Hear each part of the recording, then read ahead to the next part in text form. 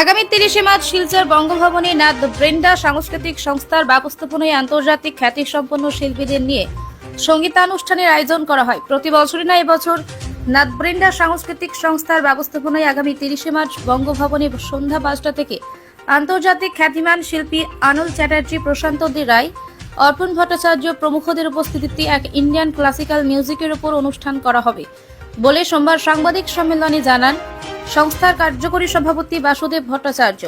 এদিন অন্যান্যদের মধ্যে উপস্থিত সাধারণ সম্পাদক প্রসেনজিৎ চৌধুরী, উপসভাপতি প্রশান্ত কিশোর দাস, সমুদ বিষয় চক্রবর্তী, সাধারণ সম্পাদক অনুপম মণ্ডল, কোষাধ্যক্ষ সোমনাথ গুপ্ত, সমুজ্জ্বল ভট্টাচার্য প্রমুখেরা সবাই সঙ্গীতপ্রেমী শ্রোতাদেরকে ৩০শে মার্চ রবিবার সন্ধ্যা ৭টায় শিলচর বঙ্গভবনে উপস্থিত থেকে অনুষ্ঠানটিকে সাফল্যমণ্ডিত করে তোলার জন্য অনুরোধ জানান।